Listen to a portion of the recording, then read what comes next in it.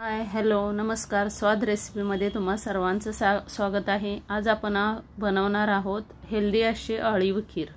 ही अळीव खीर कंबरदुखीसाठी खूप उपयुक्त आहे, तसेच बाळंतिणीसाठी या खीरीचा मोठ्या प्रमाणावर उपयोग केला जातो। ही खीर बनवण्यासाठी येथे मी 4 चमचे अळीव घेतलेला आहे। हे अळीव आपल्याला 1 ग्लास पाण्याने धुवून घ्यायचं आहे। येथे मी 4 चमचे अळीव घेतलेला आहे। 1 ग्लास पाण्याने धुवून घेते आहे। धुवून घेतल्यानंतर हे पाणी काढून टाकायचे आणि याच्यामध्ये अर्धा ग्लास पाणी ओतून हे आपल्याला रात्रभर भिजत ठेवायचं आहे। पुन्हा सकाळी त्याच पाण्यामध्ये हे अळीव गॅसवर उकळायला ठेवायचं आहे। आता याच्यामध्ये मी 1 ग्लास दूध ॲड करणार आहे। 1 ग्लास दूध घालून हे आपल्याला पुन्हा उकळवून घ्यायचे आहे आणि याच्यामध्ये 2 ते 3 चमचे तूप घालायचं आहे। 2 ते 3 चमचे हे माझं घरातील तूप आहे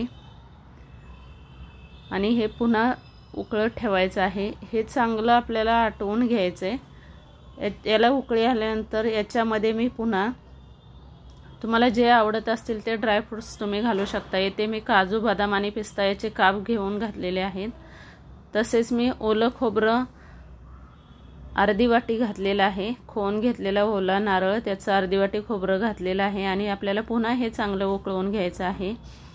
आता याच्यामध्ये आपल्याला वेलची पावडर आणि साखर घालायची आहे। साखर तुमच्या आवडीनुसार कमी गोड करू शकता। येथे मी 2 मोठे टेबलस्पून साखर घातलेली आहे आणि अर्धा ते पाऊण चमचा याच्यामध्ये आपल्याला वेलची पावडर ॲड करायची आहे आणि हे पुन्हा चांगलं हलवून शिजत ठेवायचं आहे।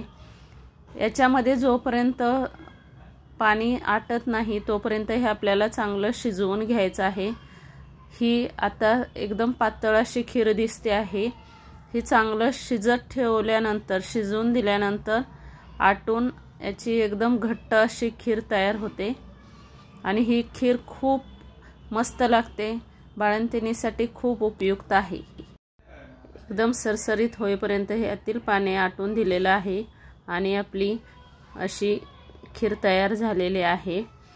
तुम्ही तुमच्या आवडीनुसार पातळ किंवा घट्ट करू शकता। मी येथे थोडी घट्टच ठेवलेली आहे, पाहू शकता।